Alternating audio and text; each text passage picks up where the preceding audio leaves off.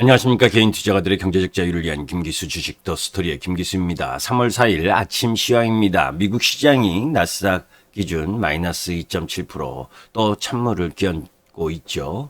우리 시장의 박스권 지속 연장 흐름이 나타날 가능성이 높은 흐름들을 이어가고 있는 중이고, 다음 주 옵션 만기까지는 계속해서 이렇게 등락이 펼쳐지는 흐름들이 보여지고 있는 상황이죠.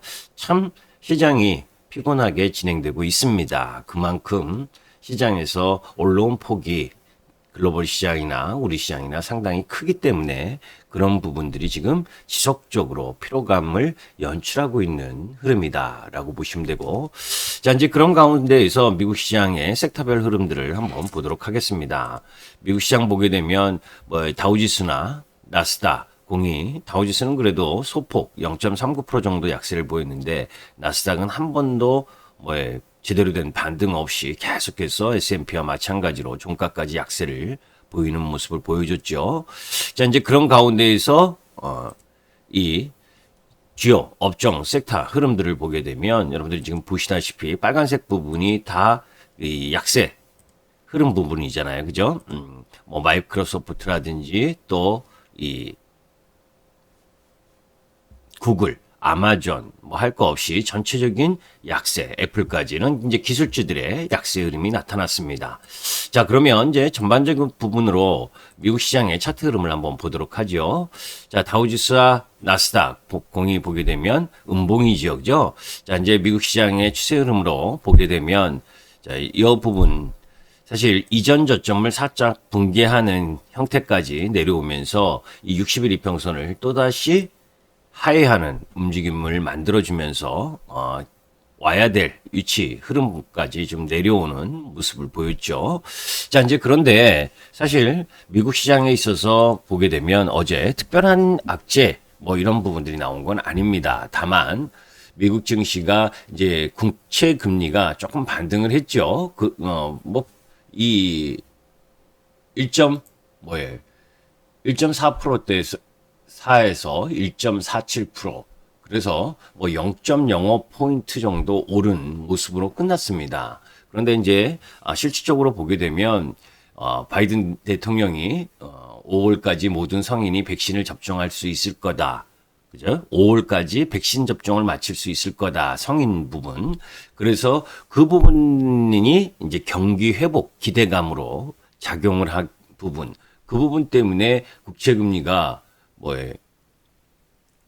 소폭 상승하는 흐름을 보였는데, 이전 부분에 있어서 처음 발작을 하면서 하락했을 때보다, 그죠? 이때는 1.6% 정도까지 올라갔었잖아요. 그럼에도 불구하고 소폭 반등했는데도 이렇게 나스닥 기술주들이 약세를 보인 건 실질적으로 월봉에서 여러분들께 말씀드린 것처럼 이 조정 흐름이 지금 나오고 있는 모습이라는 거죠. 그죠?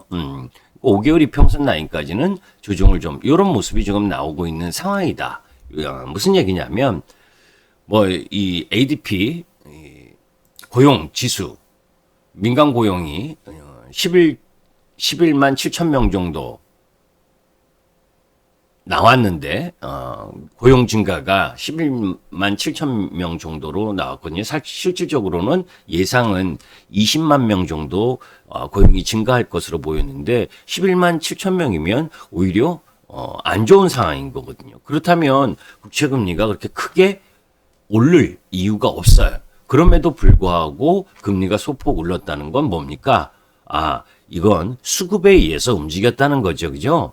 수급에 의해서 국채금리가 상승한 부분, 그런 부분들이 컸지, 그 요인 부분이 아니다라는 부분이기 때문에, 어제 여러분들께 이야기한 것처럼 오늘 이제 파월 연준 의장이 연설을 하는 데 있어서 어떤 이야기를 할 것이냐, 그죠? 오퍼레이션 트위스트와 관련된 부분을 일정 정도 언급을 줄 거냐 하는 부분. 그래서 미국 시장이 떨어졌기 때문에 나스닥 부분 기술주들이 떨어진 상황인데 대형주 위주로 떨어진 거고, 그런 부분들 속에서 이제 이틀 연속 약세를 보였다라고 하는 부분, 이런 부분들은 미국 시장은 오히려 오늘 반등이 나올 만한 위치에 놓여져 있잖아요.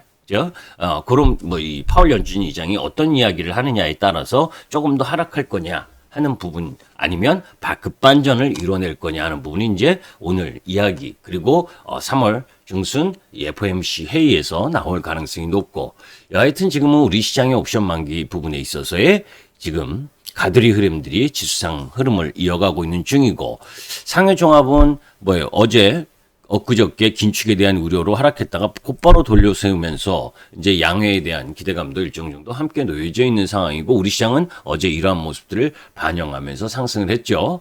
자, 유가 부분도 소폭 상승한 부분인데 유가도 결국 이 재고를 감산을 연장할 거냐 이런 얘기가 나오고 기존대로 유지하겠다 이런 이 이야기가 나오면서 소폭 상승했는데 저는 이 원유 재고가 지금 계속해서 증가하고 있는 상황에서 이 산유국의 감산 기조가 계속 이어지기는 쉽지 않다라는 측면이다 이렇게 보시면 됩니다. 자, 이제 반도체 쪽도 약세를 보였어요, 그죠? 반도체 쪽도 일봉으로 보면 20선까지 내려오는 모습이지만 월봉으로 보면 4개월 연속 상승에 대한 흐름 부분을 다소 죽이는 과정, 그죠? 과열을 좀 시키는 과정, 흐름 부분 정도로 이해한다라고 보시면 됩니다. 자, 이제 그런 흐름들 속에서 이제 어제 영상을 올려드렸지만 우리 시장 부분으로 들어왔을 때 우리 시장의 업종 흐름으로 보게 되면 지금 계속해서 박스권의 연장 흐름이 지속되고 있는데 성장주 섹터라고 할 수 있는 부분은 다소 지루한 등락 부분을 이어가고 있는 중이고 오늘 또 우리 시장은 보세요.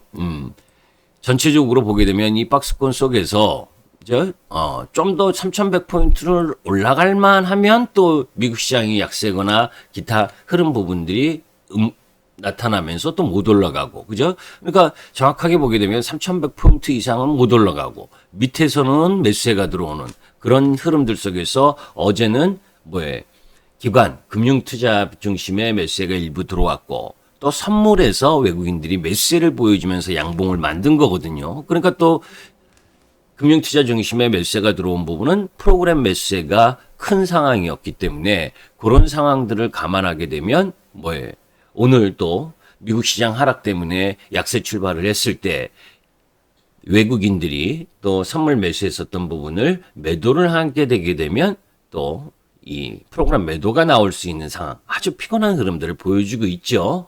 자, 이제 그런 가운데 전일 어제 특징이라고 하면 이마트라든지 신세계, 현대백화점, 이런 이 리테일 관련주들, 그죠? BGF 리테일, GS 리테일도 마찬가지고 그런 관련 섹터 부분이 좀 반등하는 흐름들을 보여줬고 그런 가운데 삼성전자 하이닉스는 그냥 플러스권 유지하는 정도. 그 외의 부분에 있어서는 전체적으로 종목별 움직임인데 나름대로 종목에서 원체 낙폭이 지수가 박스권인 상황 속에서 종목 부분들이 세게 떨어졌기 때문에 크게 이 지수가 좀 더 하락하더라도 종목별 흐름에 있어서는 그렇게 더 세게 흘러내릴 부분 아니다라는 쪽입니다. 이거 전체적으로 보게 되면 미국 시장에서 이 심리적인 부분, 애플이나 그죠?